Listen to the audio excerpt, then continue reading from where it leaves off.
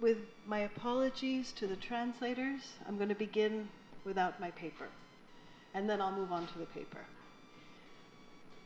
So I'm not an educator. I'm not an educator. I'm a university professor, but my specialty isn't in education. But I think it actually works well with the presentations from yesterday, what I want to talk about today.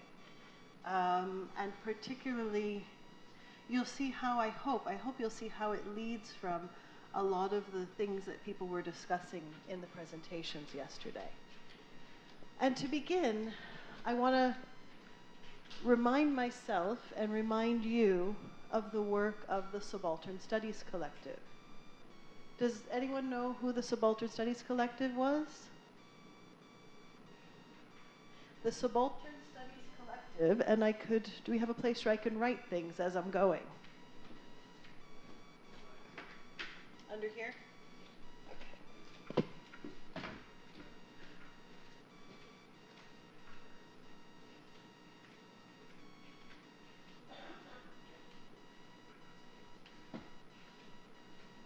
Subaltern? Can you see it? Pouvez-vous voir?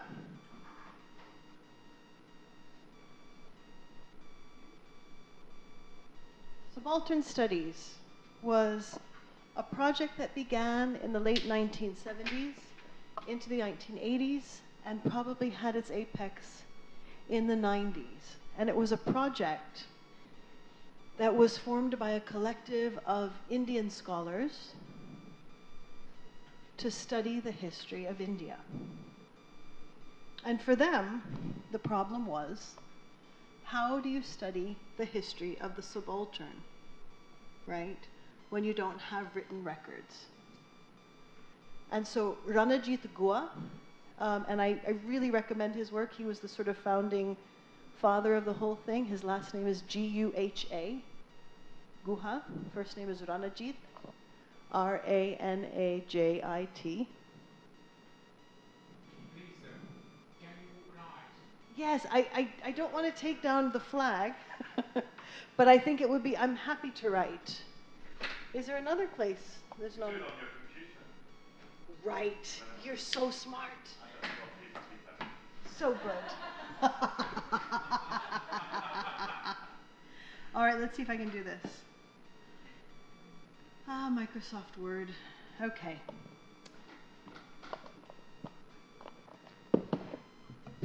And is this okay if I speak like this while I'm doing it? You can hear me in the translating booth? Excellent. Okay. Oops. Okay.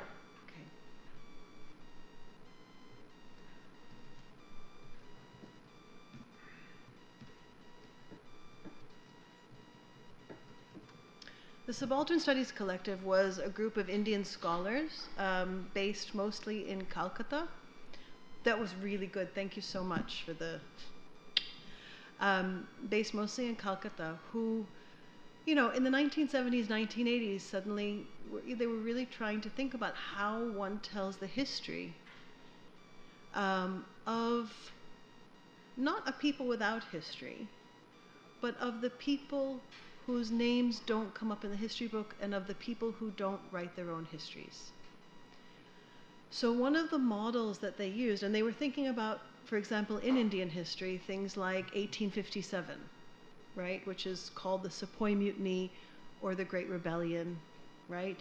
This moment when everyday Indians, you know, in this case, basically soldiers, revolted against the British colonizers. So how do you tell these anti-colonial histories? And that's partly what I think interests me about thinking, when I think about the project of education.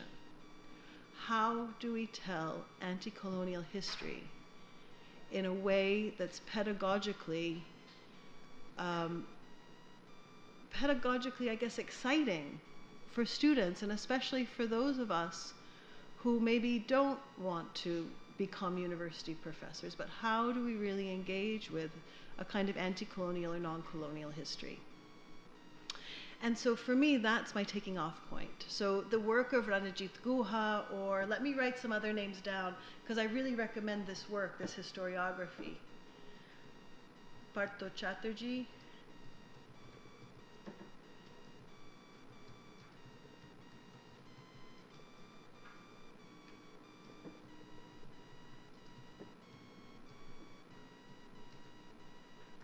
Gayatri Chakravarti Spivak.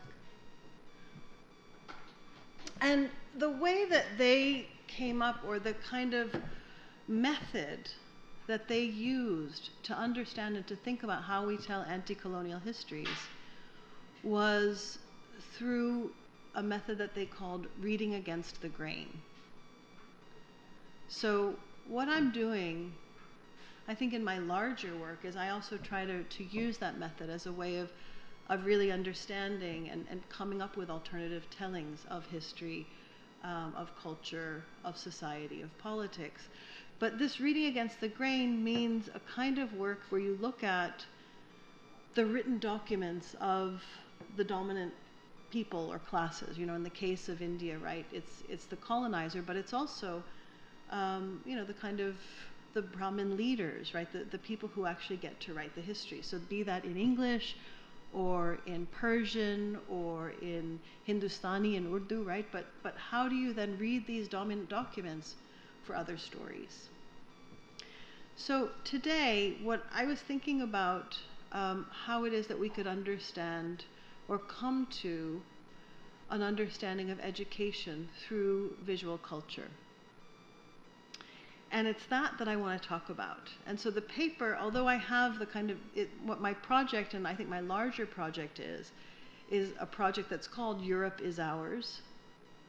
And it's a book that I'm writing, and I've written some articles on this, about a reclaiming of the camp, the Romani camp. And I mean it in both ways, right? The camp as, I talked about this last year, the camp as Mahalla, the camp as Romani encampment, but also the concentration camp, and what it means to reclaim these things and reclaim a kind of a Romani history that's at once anti-colonial, that critiques the nation state, but that also is productive of politics.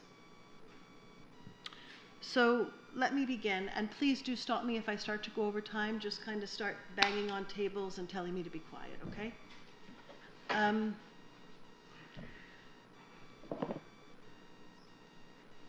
Let me get back to the PowerPoint.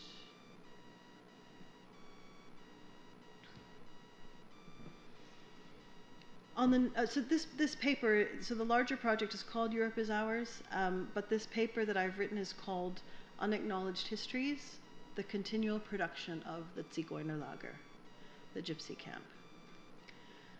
On the 9th of May, 2011, the premiere performance of Mérignac-Baudessert, Tziganes Français sous l'Occupation, opened the festival Le Printemps de Paris to celebrate the European Day, the Fête d'Europe.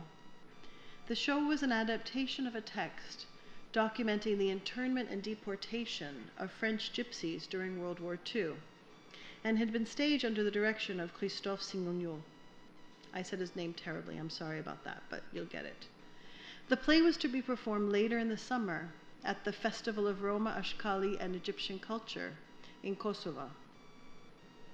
Within days of its premiere, the organizers of the festival in Kosovo asked that the play be removed from the program, citing simply a change to the program because of their wish, as they said, to, quote, put the emphasis with this festival on the promotion of the rich cultural heritage of these communities within Kosovo, and to contribute to facilitate their integration within Kosovan society and promote exchanges between its various communities. So this play that was telling the story of French Romani people, French gypsies, under the Nazi occupation,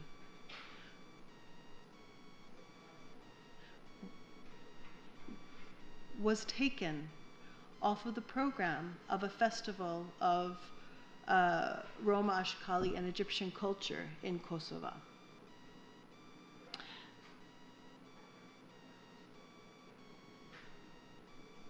Sorry, I'm just waiting for the translators.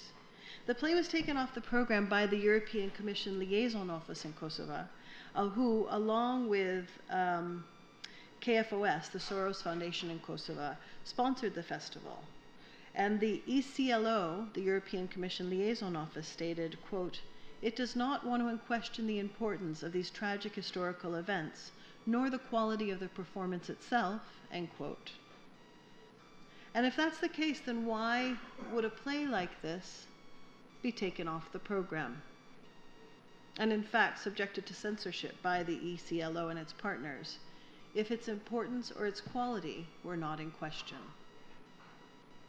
And so I want to begin with that very question. How do we tell history?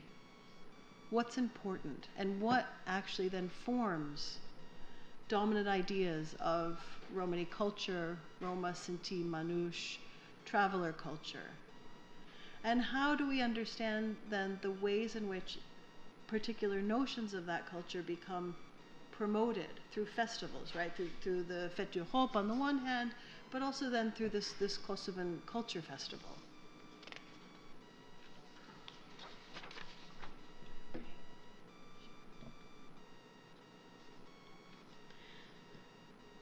So I guess I want to argue that. Did you just hear a phone ring? Okay. C'est pareil, tu vois, l'IUFM, je me connecte. Il était bien, tu vois rien de... Ben non, j'ai une fenêtre noire.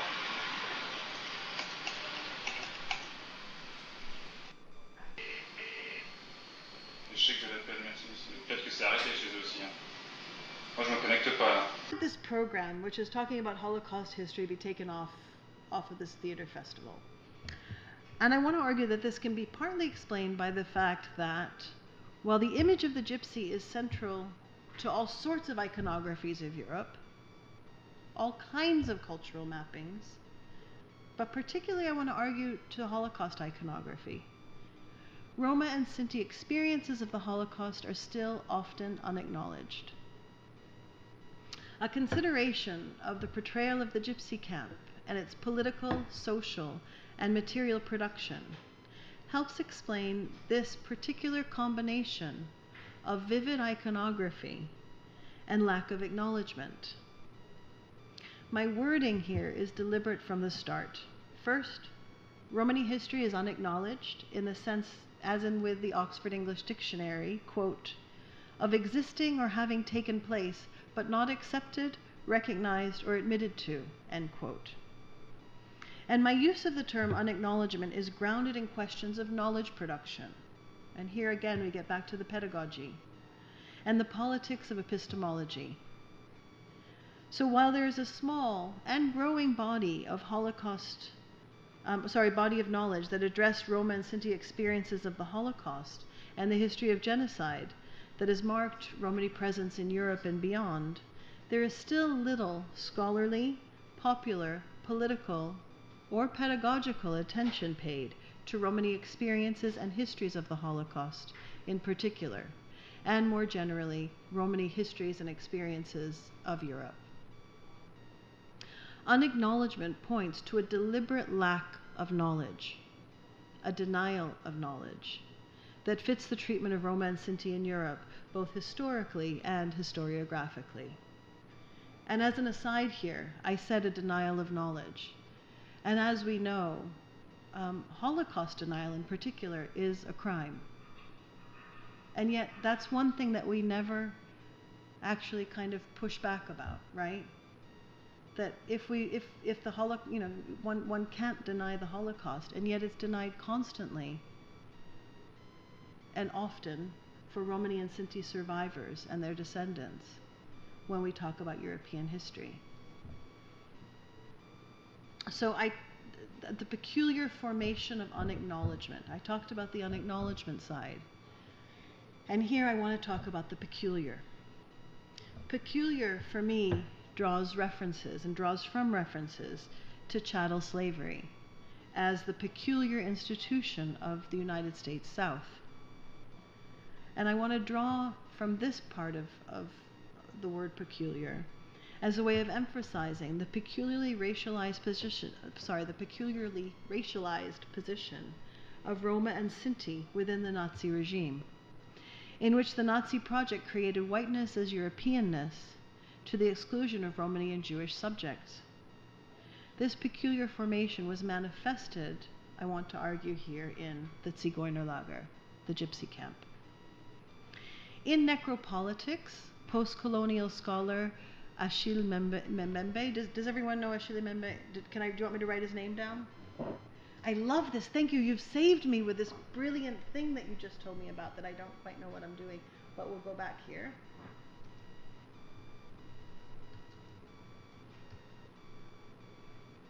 Look at that, just right up there so you can see the word.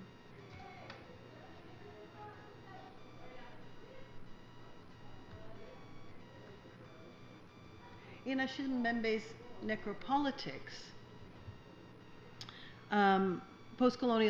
he's a post-colonial scholar based at Duke University in the US, or no, based at Witwatersrand University in South Africa and Duke University in the US, points to modernity as being at the origin of multiple concepts of sovereignty. Not just democracy, but also dictatorship, colonialism, and empire. And that, quote, the links between modernity and terror spring from multiple sources. And it's these multiple sources of terror, chattel slavery, the French Revolution, colonialism and empire, racism and classism, cited by Mbembe, that help us understand the place of the gypsy camp, the Zigeunerlager, in the larger formation of concentration camps, of the concentration camp, and its unacknowledged role in European history and the unacknowledged history of Roma and Sinti in the Holocaust. These multiple sources of terror and sovereignty produce both the histories of genocide and their lack of acknowledgement. They are the reason for which we see a renewal of persecution against Roma and Sinti in the present day. The Nazi view of Roma and Sinti was marked by a need to demarcate the Indian from the Indo-European in European cultural formations, to make the European unequivocally white, and a desperate belief in the idea of gypsy folklore and gypsy bohemianism. These phenomena produce the architecture of extermination that is the gypsy camp in its manifestation as the Zigeunerlager. So here, slow down. Sorry.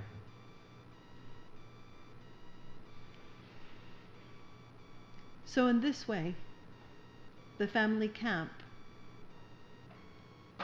was a way to study Roma and Sinti anthropologically and to produce the idea of folkloric culture within the camp, while at the same time the proximity to the gas chambers and to Mengele's laboratory were part of the death work of scientific racism. And here, as we know, those two formations are intimately connected, right? The reproduction of the folklore and the scientific racism of the camp and of the extermination chambers. So I want to stick with this image for a while. Does anyone know what this image is from? It's a detail. It's from François Reiss. Oh, I have to do it again. I love this, but it's, yes. Okay.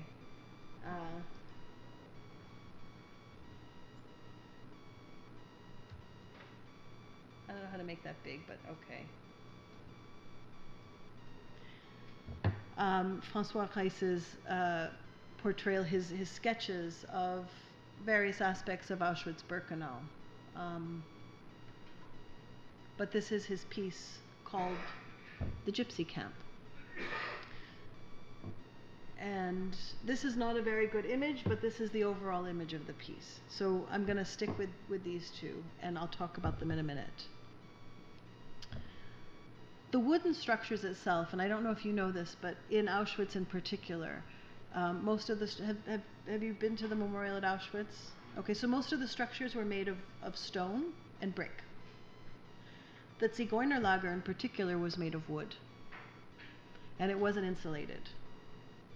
And the idea was that the people who were going to live in the gypsy camp were used to cold conditions, were used to temporary kinds of living arrangements, and that it was allowing them, on the one hand, to be in their natural state, but also allowing the Nazis to kind of have this camp go up basically overnight in a very quick fashion. So the two things. So the wooden structure itself, right, and its seemingly temporary nature against the brick and mortar of the rest of Auschwitz reflects the racist anthropological assumptions of the Nazis toward Roma and Sinti. Roma and Sinti were used to being exposed to the elements, right, while the temporary nature of the structure reflected their natural living conditions, marked by their nomadic way of life.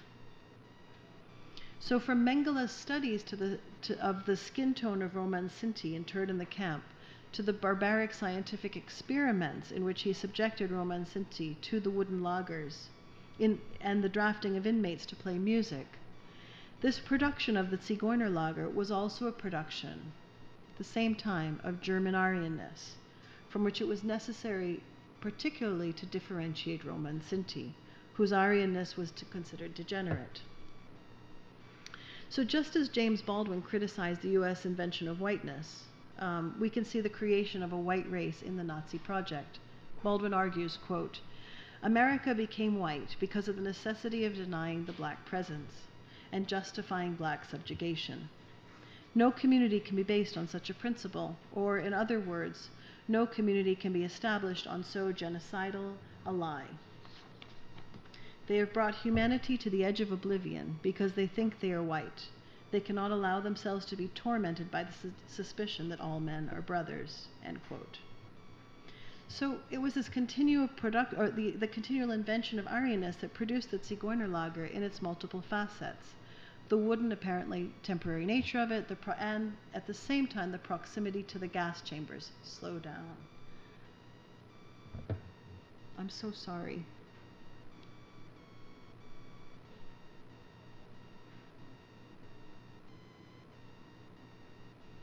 Which led, after months of uprisings and the resistance of its inhabitants, and particularly here I'm thinking of the night of May 15th to 16th, 1944, when the Roma who were interned in the Zigeunerlager rose up and pushed back against, and so again, this combination of the wooden structure of the gypsy camp and its proximity to the gas chamber go together. The reproduction of the folkloric bohemianism, along with the death project and the scientific racism that marked the extermination camp. And I just want to point out,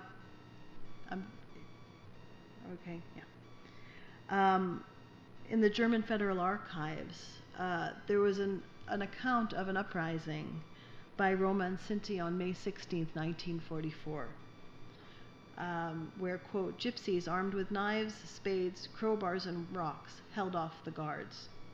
The SS guards turned to their leader, but on a whistled command, they withdrew and left Camp B2E, right, Birkenau 2. The first attempt to liquidate the gypsies had failed."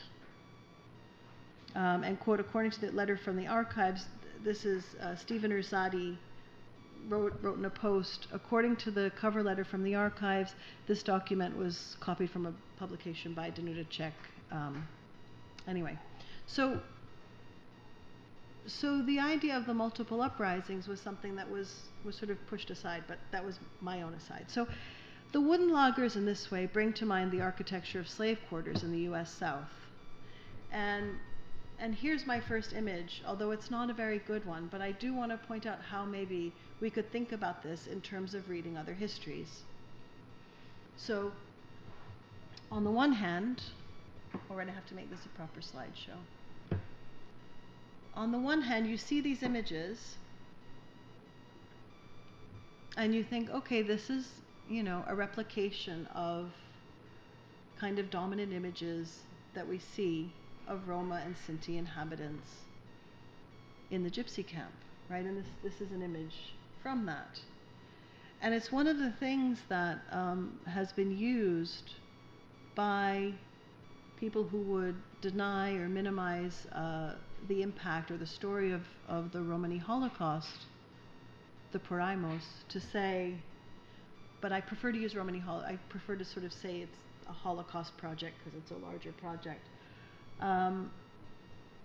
To say, okay, but look, they were all in the family, you know, they had the family camp, there they were together, look, they were all hanging out. But one of the things we can do with this image is not just read this image as a kind of stereotypical depiction, right, of Roma and Sinti, even in the midst of a death camp, but to then think about what's behind the picture. So, you know, behind the picture, within the Zigeunerlager, is of course Mengele's laboratory. Right there, you know, within walking distance in this vast kind of camp of death. But also,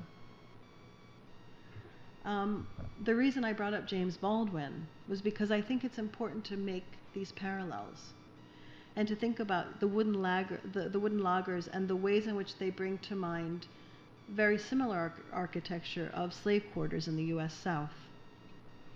And these parallels are meaningful when we recall Achille Mbembe's discussion of the three forms of erasure experienced by African Americans under slavery. So drawing from Paul Gilroy's discussion of plantation slavery, Mbembe argues, quote, "First, in the context of the plantation, the humanity of the slaves appears as the perfect figure of a shadow. Indeed, the slave condition results from a triple loss: the loss of a home, the loss of rights over his or her body, and the loss of political status. This triple loss is identical with absolute domination, natal alienation, and social death, which is expulsion from humanity altogether."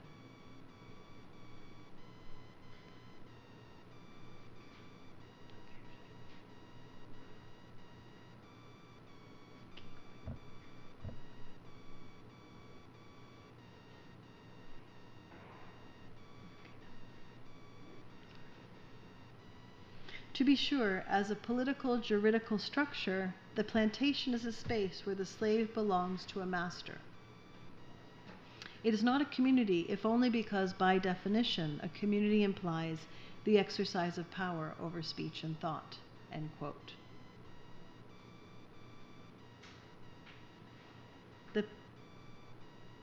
The parallel of the plantation with the concentration camp and its specific formation in the Zigeunerlager, the gypsy camp, lies both in their architectural similarities and in the triple erasure of their inhabitants, whose exercise of the power of speech and thought is rendered impossible.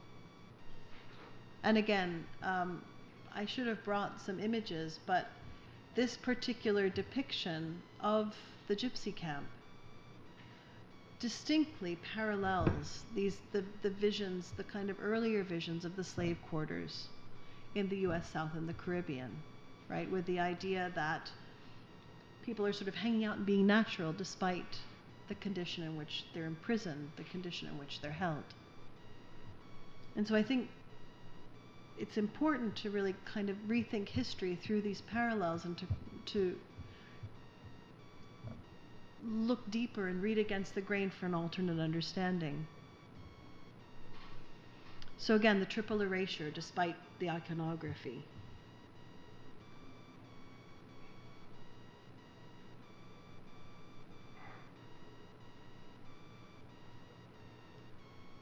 So while Mbembe goes back in time from the concentration camp to the colony and the French Terror, and then forward into the current post-colonial, post-September 11th moment, I want to reemphasize the importance of colonialism, of empire and slavery, as well as the formation of sovereignty that was central to the French Terror, for producing and maintaining Roma and Sinti as the racial outsiders within the construction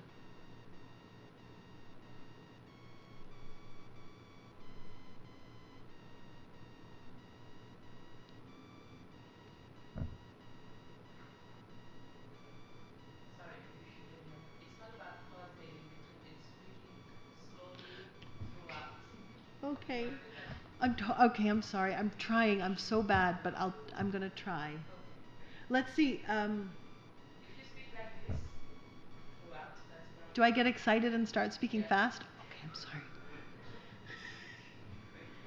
Okay, Thank thanks. you. Sorry. I'll try to slow down. Okay. For producing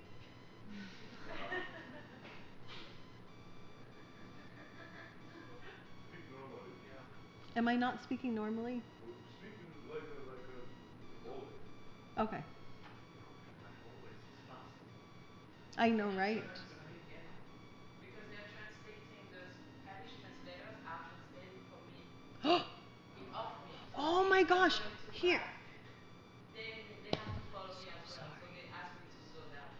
So we need a copy. Do we need another copy of this? No, but it would have to be in Spanish. Right. Okay.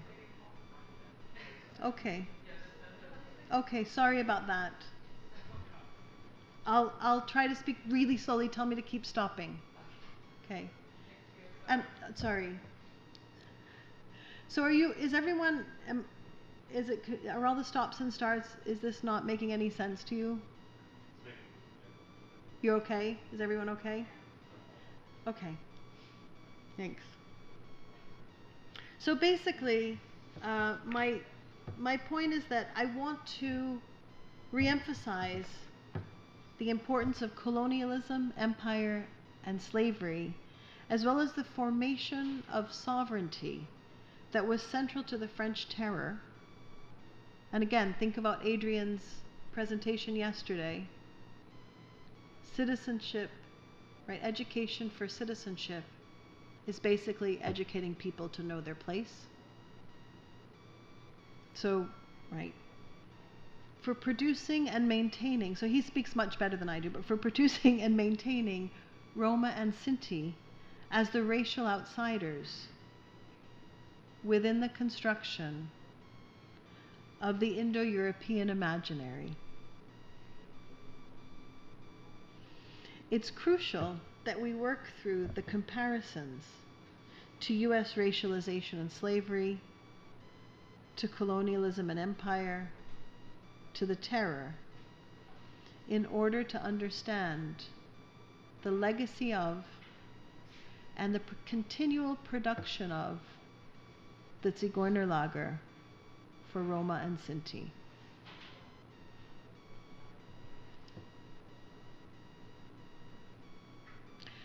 The impossibility of humanity and the impossibility of subjectivity that's marked by these, not just the iconography, but also that marks the production of the Zigeunerlager.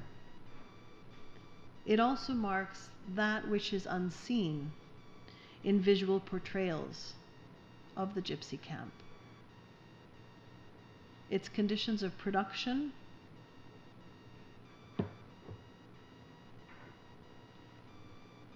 and its maintenance as a definitive formation of the concentration camp.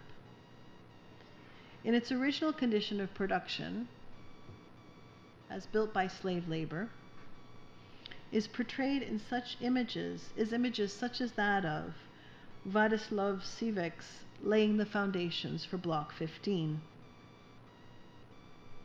But there is much that remains invisible unless we look at a map of the site. The Zigeunerlager at Auschwitz-Birkenau was situated next to the gas chambers and the crematoria in Birkenau.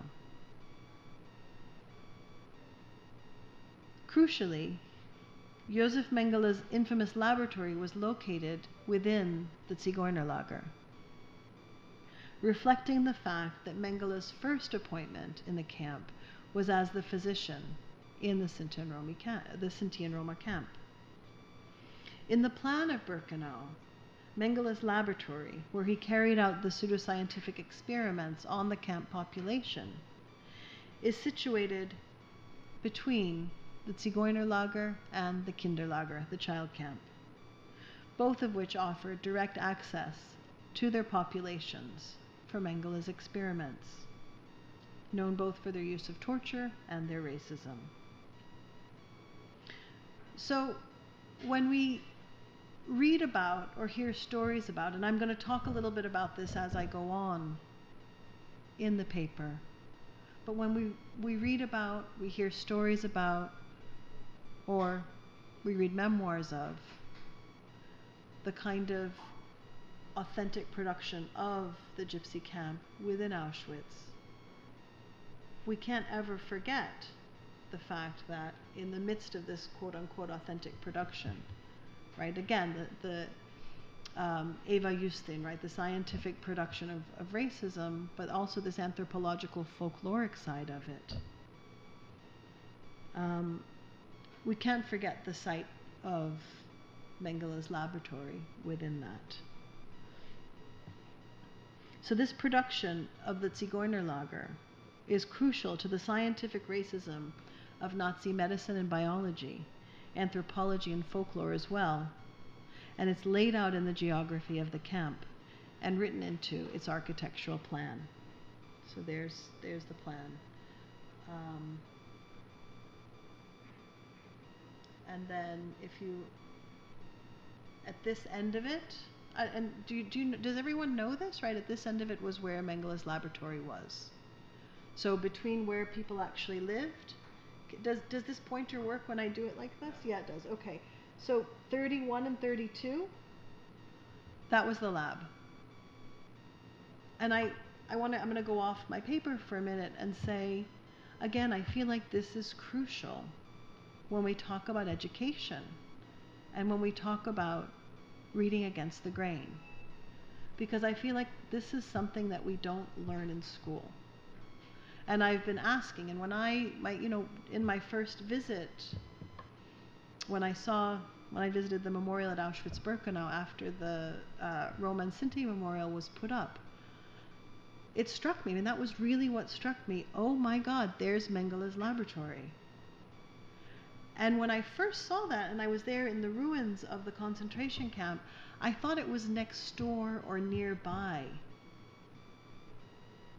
the gypsy camp. And it wasn't until I started to look at these plans, look at these maps, and these visual images, and think, oh my God, it wasn't just next door. It was actually inside. So the location of Mengele's laboratory in the Zigeunerlager lays bare one of the ultimate logics of his experiments, while at the same time pointing to the underdocumented centrality of Roma and Sinti prisoners within that logic. The work of Mengele and his laboratory, including the experiments on Romani and Jewish twins, vivisections, operations, and other forms of torture to which prisoners were subjected,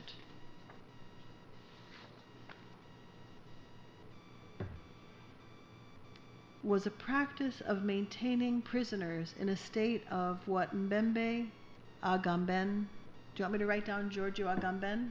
Do we know his work? I'll write him down.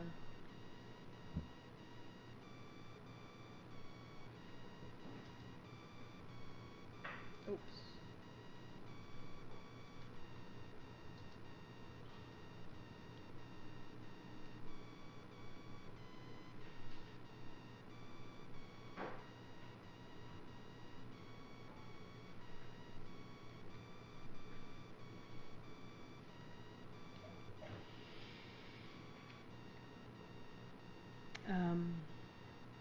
Right, Agamben and others call bare life. So according to Mbembe, quote, the slave is therefore kept alive but in a state of injury, in a phantom-like world of horrors and intense cruelty and profanity. end quote. Again, the experience in the Zigeunerlager parallels the institution of slavery. Autrefois? Okay. Giorgio Agamben? Do you want me to spell it? Oh, okay, quote. According to Mbembe, Achille Mbembe, quote, "The slave is therefore kept alive, but in a state of injury, in a phantom-like world of horrors and intense cruelty and profanity." End quote. Good? Okay. Again, the experience in the Zigeunerlager parallels the institution of slavery. The torture laboratory and the gypsy camp are inseparable in the death camp, whose inhabitants are maintained as, quote, "the perfect figure of a shadow," end quote, i.e., in a state of inhumanity. This ability of the state to use bodies in the name of its claims and to maintain its subjects in a state of bare life is what Mbembe calls necropolitics. Do you want me to write, does anyone need me to write down necropolitics? No, right. Mengele's use of Romani subjects for his regime of torture in the name of medicine and biology was part of the logic of the maintenance of the camp, central to its reproduction. Equally important, and to this day, I would argue, historiographically and historically important, was the maintenance of the Zigeunerlager as a separate entity, right? And I mean that in terms of discourse, right? It's a discursively separate entity, with Mengele's laboratory in the midst and close proximity to both the crematoria and the gas chambers, and yet still seen as something outside. The historiographic lack of regard with regard to Roma and Sinti is a continuation of the architecture of extermination, and the idea that the space is somehow outside of or different from the larger death camp of Birkenau.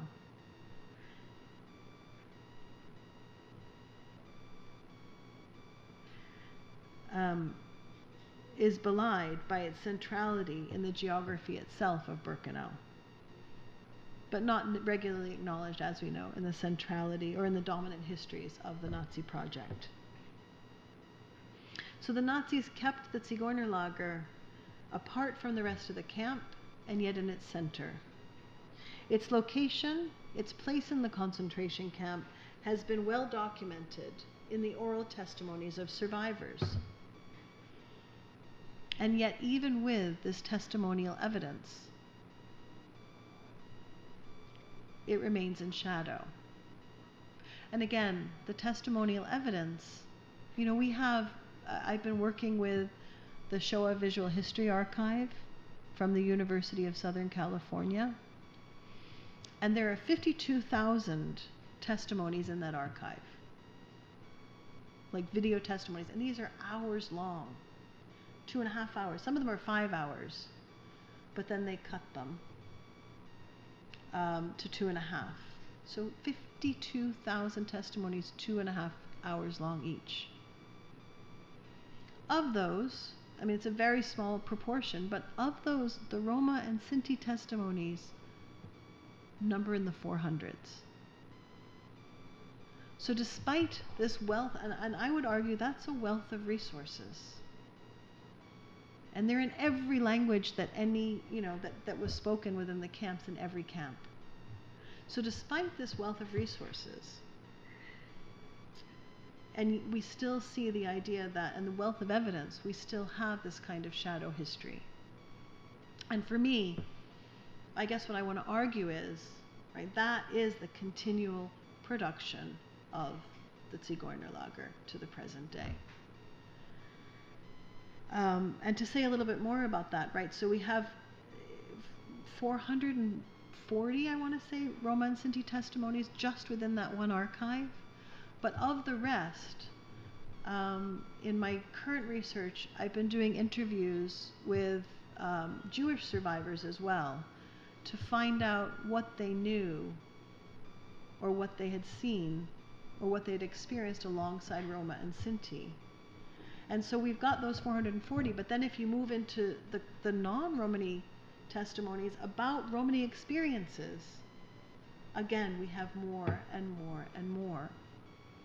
And I guess what I want to argue here is that if we begin to read them against the grain, we can construct another history and maybe another kind of political history, not just of the Holocaust, but of Europe. But I think it remains in shadow, and I think it remains in shadow precisely because we continue to produce the Zigeunerlager to this day.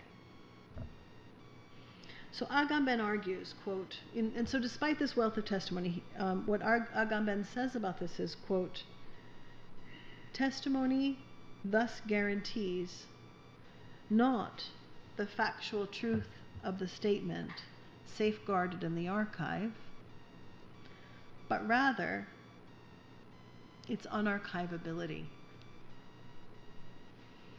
its exteriority,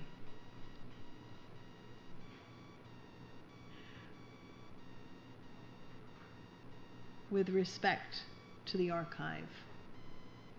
That is, the necessity by which, as the existence of language, it escapes both memory and forgetting, end quote.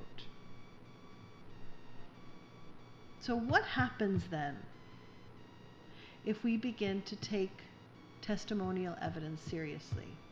And I'm not going to go into that. For those of you, I guess not many of you, who were at last year's summer campus in Romani Studies in Lyon, you've already sort of seen the work that I've been doing with oral testimony. But I want to say, this is one way in which we can not just trouble the archive, but we can reach students in terms of education at every level. And on Friday, when we have our roundtable, I'm going to show you this project that the Shoah History Foundation has called Eyewitness, where students can go in and look at testimonies. And within those, there are Roma and Sinti testimonies that people can access, look at. And there are kind of lesson plans and things that can go along with that. So this is part of what I want to think about is how do we break the kind of continual production of the Zigeunerlager in the present day. And one of the ways in which I'm arguing is to push past the archive, right? Both reading the archive against the grain, but producing another archive. Because as we know, Romani history has been not transmitted in history books, but has been transmitted orally, through music, through visual culture, through stories. And so how would we kind of rethink history, rethink historiography through those kinds of media, as opposed to kind of continually, I think, maybe looking for ourselves and for our present within the dominant archive. So methodologically, I would argue, it's a combination of reading the dominant archive against the grain, visual archives such as this, but also then looking for other archives, alternate archives. What Judith Halberstam in The Queer Art of Failure, her book, do you want me to write that one down? Judith Halberstam in The Queer Art of Failure calls, what she calls silly archives, or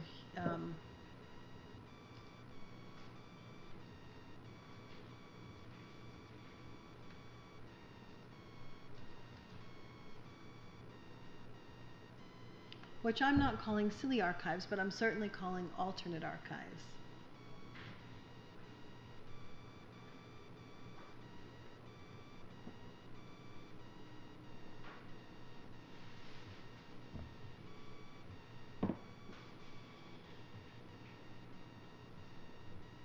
So despite its centrality in the geography of Birkenau, despite testimonial evidence from Romanian Jewish survivors documenting the suffering of its inhabitants, the Zigeunerlager remains, and this is again within the dominant archive, unarchivable.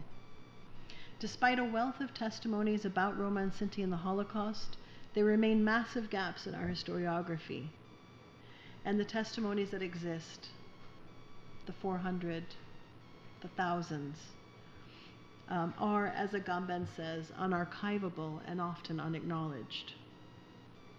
And it's the unarchivable formation of the Zigeunerlager and its circulation as an icon of difference that is critical to our understanding of Roma and Sinti experiences of suffering and genocide during the Holocaust.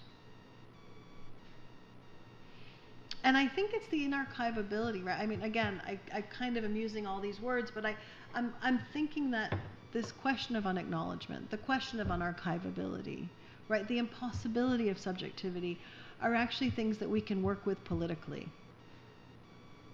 to help us rethink how we tell history, to take seriously the kinds of histories, the stories, the social formations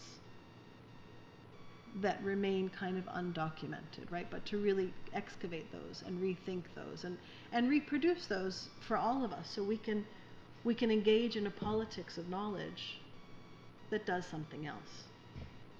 So the archive is marked in many ways by the views of Roma and Sinti espoused by SS commanders Himmler and Hess, where they say, quote, and this is again getting back to this image, quote, in spite of the adverse conditions, the majority of gypsies, as far as I could tell, had not suffered psychologically very much because of the confinement.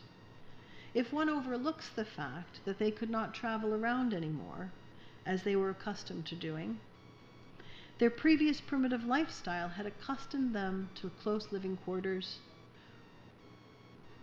poor hygienic conditions, and poor nourishment. Even illness and a high death rate were not taken seriously by them. In fact, for the most part, they still behaved like children. They were still spontaneous in their thinking and behavior, and they loved to play even during work, which they never took seriously. They were able to see humor even in the most difficult situations. They were optimists, end quote. I'm sure that, you know, this is from Rudolf Hess's memoir. So I'm sure you know this notion of being optimist right up until the day on August 2nd when everybody was liquidated. You know, I mean, again, these are things that we have to take, read against the grain, and think about what the alternatives are.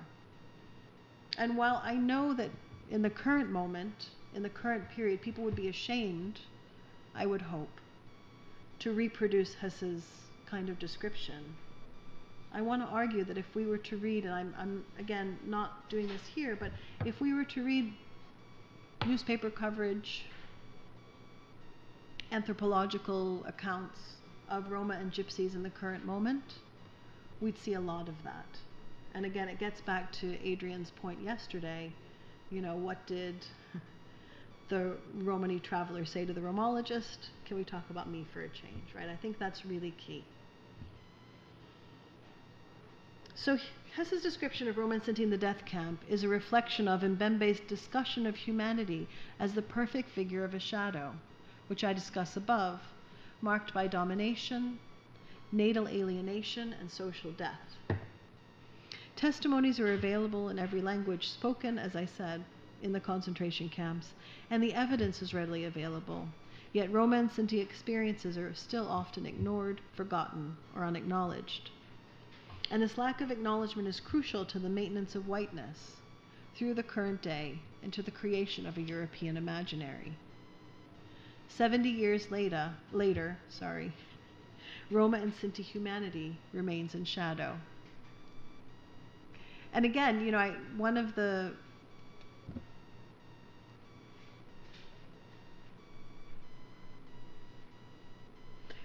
one of the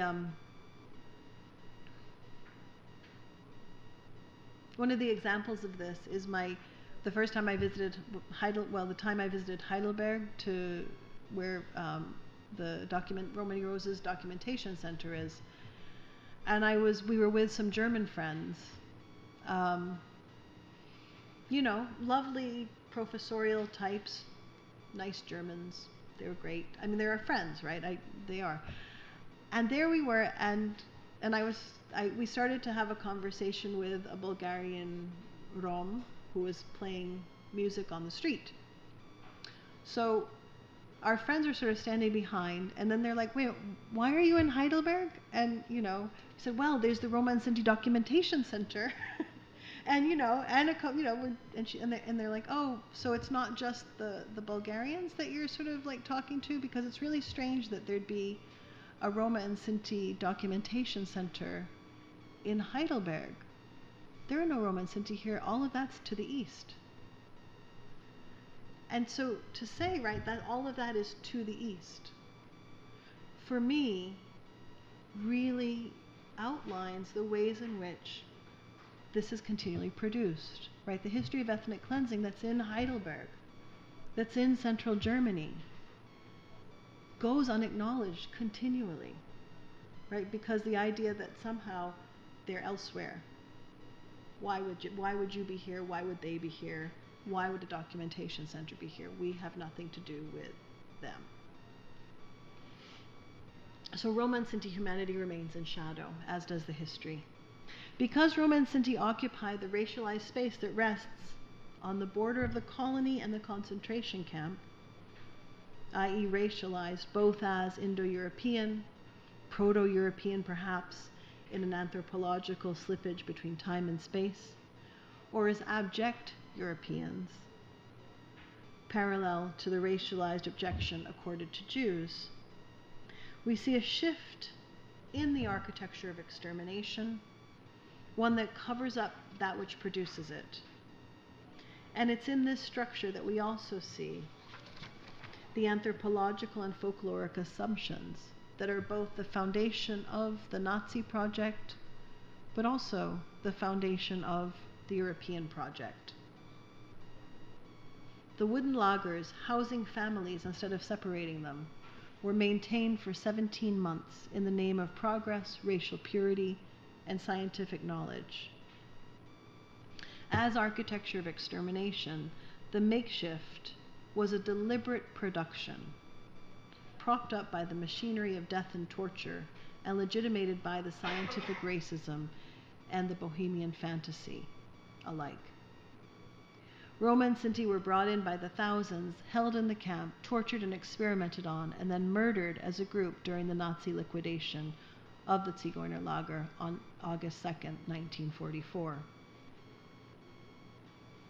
So in this way, Roma and Sinti occupy the border between colony and concentration camp, while the representations of Roma and Sinti victims and survivors in the iconography of Auschwitz and beyond continued to circulate.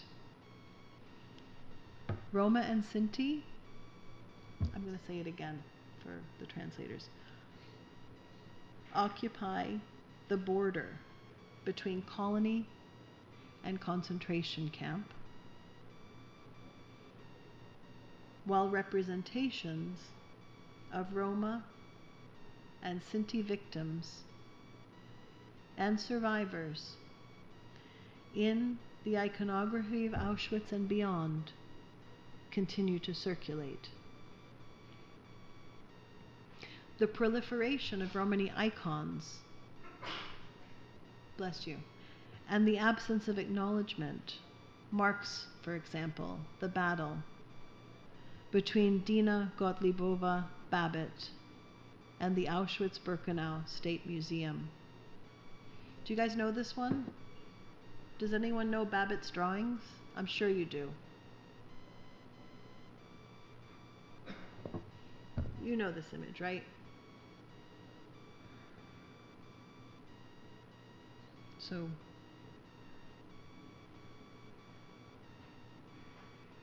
and there she is with her drawing in the background. Sorry?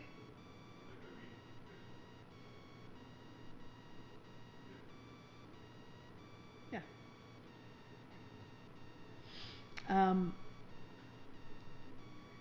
So the story of Babbitt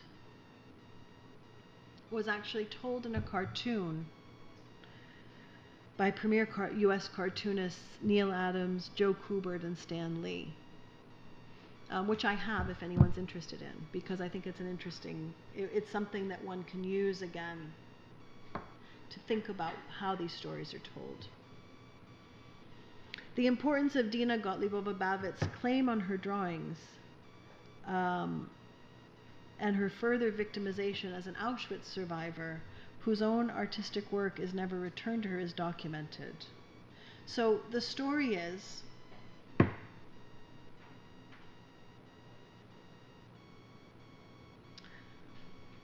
Babbitt and her mother were interned in the camp from Czechoslovakia.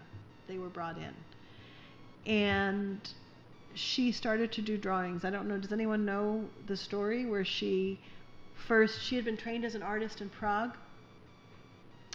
And so when she came into the camp, in the children's camp, she started to draw cartoon characters on the walls of the children's camp to make the kids sort of happy, while they were there, to entertain them. So she had drawings of Snow White. I think I have that in another place. If I can show you. She had drawings of Snow White. Oops, that's our program.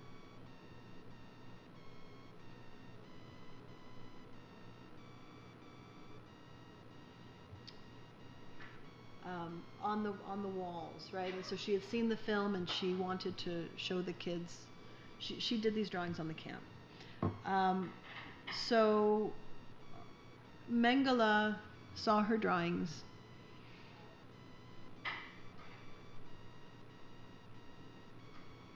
and realized that as he was conducting his scientific experiments on Roma and Sinti, the photographs weren't doing the subjects justice.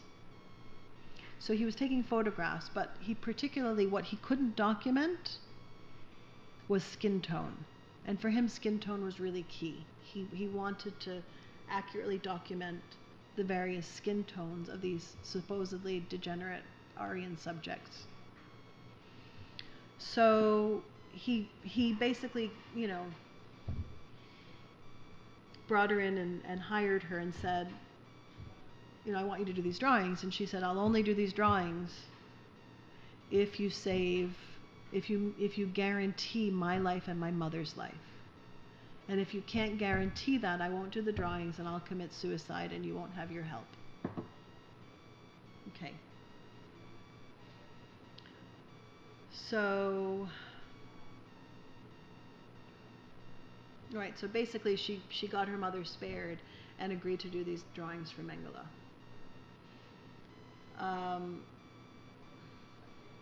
So this is a really interesting account of it, and it's available easily online. So you've got these drawings, but also drawings of things like a beating human heart that he had, taken from someone in a vivisection.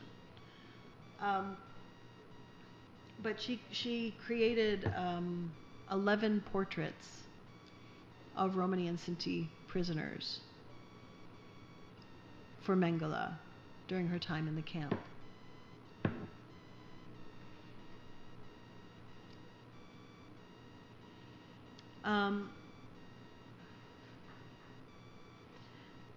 And then they were lost for years after liberation. And then somehow in the 1970s they reappeared, these drawings, and someone sold them to the museum at Auschwitz-Birkenau. Dina Babbitt found out about the sale and said, I'm sorry, this isn't for sale, this is my work. Right? So the argument was this was her work.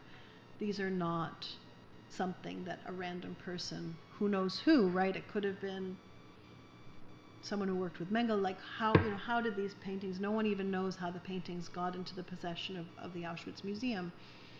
But basically her point was, this is my artistic work. I own it. No one else has the copyright. They're mine to keep, to sell, to display. Auschwitz-Birkenau said, no, these are public domain. These are part of the kind of public heritage, or these are the heritage of Auschwitz. This is something that we need to show people. You can't just say that they're yours personally. So until she died, she was in a struggle with the State Museum over these photos. And in the end, the museum itself has the photos, or the paintings. Doesn't display the originals, displays copies of the originals in the museum. And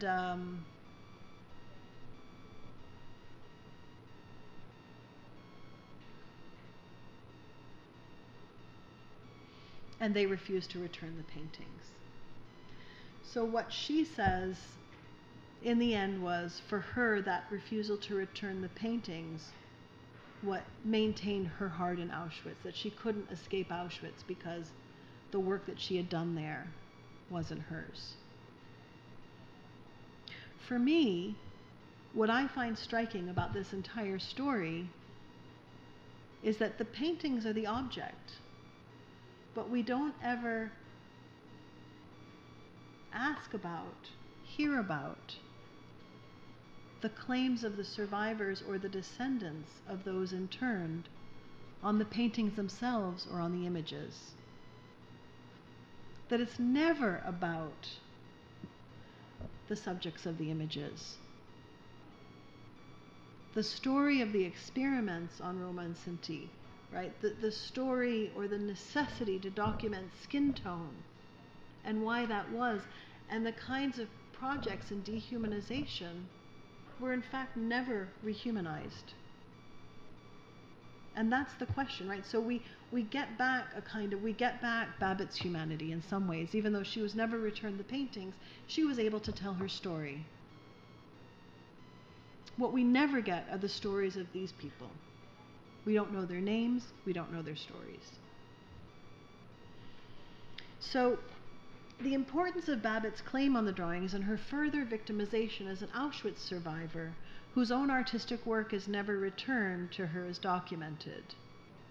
In the end, however, while the drawings themselves are reproduced in the comic, they're reproduced everywhere on the internet. I mean, they are iconographic. The subjects, the Roma and Sinti drawn on Mengele's orders, remain unacknowledged, nameless without stories. And their relatives who may have survived Nazi genocide are rendered absent. And just as in the end, this comic and the story, Babbitt's story, is about Babbitt, it's about the Auschwitz Memorial Museum, it's about Babbitt and Mengele, but it's never about the subjects of the portraits or their histories.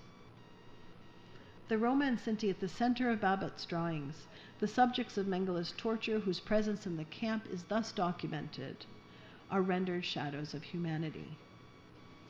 They are mentioned in passing in relation to the inadequacy of photographic technology in documenting skin tones and features, and again in the story of Gottliebova, telling Mengele that she would draw Roma and Sinti prisoners in exchange for him sparing her mother, who was scheduled for execution in the gas chambers.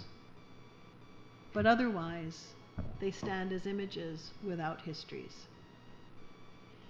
So even in the face of evidence, in the face of photography, of sketches, of maps, of testimonies, in many ways our history, and yes, I'm saying our history, continues to be impossible, unarchivable, even when it's staring us in the face. Returning to Mbembe, I would argue that this is the fourth erasure that is the legacy of Auschwitz for Roma and Sinti. This impossibility, this erasure, and that which is unacknowledged is a quadruple rendering of Romani humanity into shadow life and into shadow history.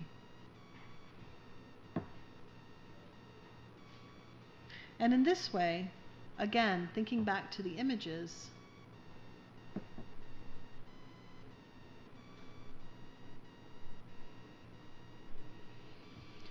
work such as that of Daniel Baker takes on new meaning in the context of this shadow history.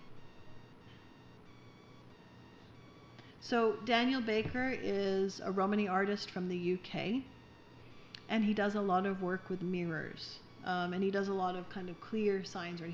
You might know his work by there's a clear sign that he had done called "No," and it's "No Travelers" is written on the sign.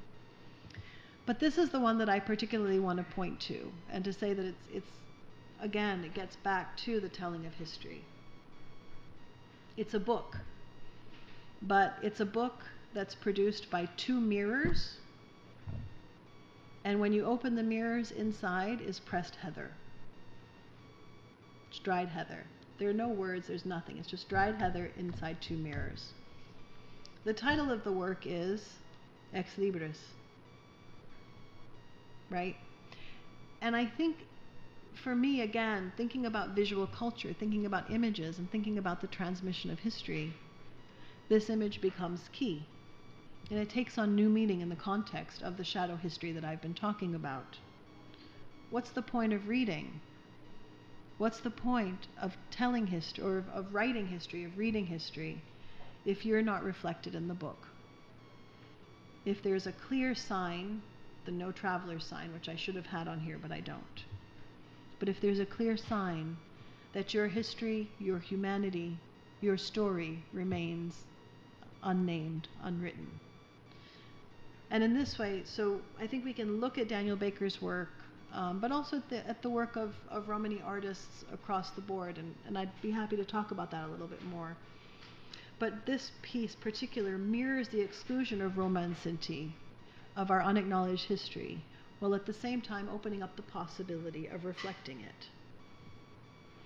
And in this way, I think we should, and what we've been doing, and part of what recent scholarship and activism, and this campus in particular, have done, is to insist on reclaiming our history, which is as both that which is unacknowledged and that which is our contingent site of critique, right? That our unclaimed history can be used as our site of critique and as our site of productivity. Critique of the nation state, critique of the archive, critique of the architecture of extermination, and critique of the continual production of the Zigeunerlager. We need to acknowledge our counter-histories, our counter-geographies, our counter-architectures. And I could talk a little bit more about this, but I'm just going to quickly go through some ways in which we can do that. Is anyone familiar with this book? Borowski's This Way to the Gas, Ladies and Gentlemen? Okay, do you want me to write that down on my list? I might be going over time as well. You're supposed to shut me up at some point.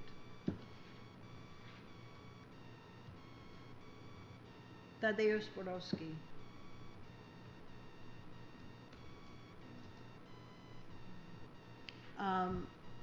So in This Way to the Gas, Ladies and Gentlemen, but in all of his work, he was a Polish resistance fighter, dissident, right, imprisoned in the camp. And he documented a lot of the stories of Roma and Sinti in the camp. But there's one story in particular that comes from, sorry, why does that always happen? This book, where he talks about eating a Christmas Eve meal that he, in Auschwitz, of the same food that had been denied to the starving gypsy children, who had sort of come and tried to raid because they didn't have any food for Christmas Eve. They tried to raid the kitchens.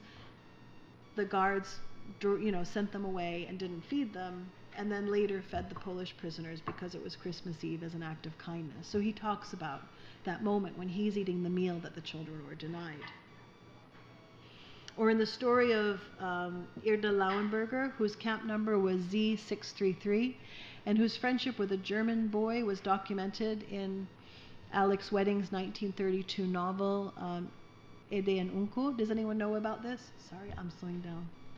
Okay.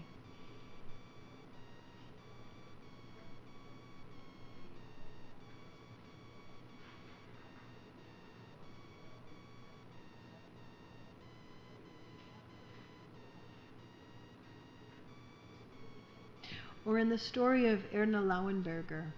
No.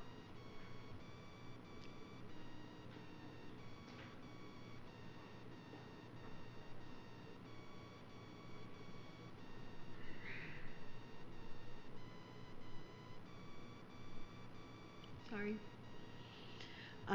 Whose camp number was Z633, and whose friendship with a German boy was documented in Alex Wedding's 1932 novel Eddie and Uncle. Do you know this? Does anyone know this novel?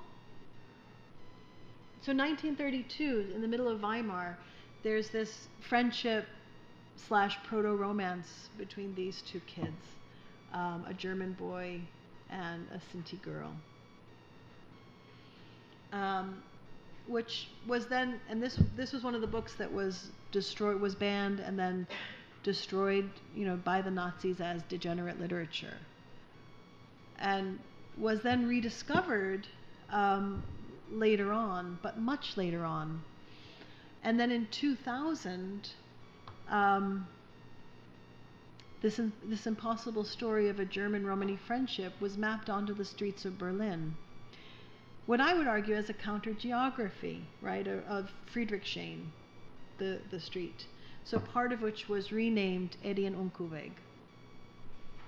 And that's a shot of the spot, that's Edien Unkuweg, that's the park near there. In 2010, so there was that, but then, if we think about, again, telling counter-histories, telling counter-geographies, in 2010, Roma and Sinti activists finally succeeded in gaining recognition at the former site of the Zigeunerlager at Auschwitz-Birkenau with a memorial to those who were murdered at the camp. In 2012, after 40 years of hunger strikes, protests, and negotiation, the memorial to the Roma and Sinti murdered under National Socialism was also inaugurated in Berlin. During the ceremony of inauguration, where I was there, Kosovar Roma stood up in the middle of Angela Merkel's speech and said, "We want to stay. We want to stay. We are German." So in the midst even of this moment, there was activism that said, look, we don't want to be deported. We don't want to be sent back. We belong here as well.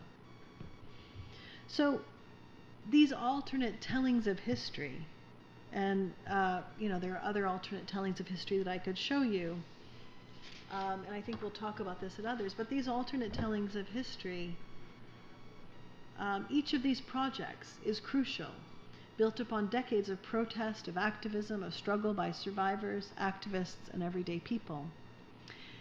And I want to argue that it's crucial to build upon these alternate histories, these alternate geographies, and upon the testimonies of our survivors and the histories of our victims, so that we reclaim that which has gone unacknowledged for too long.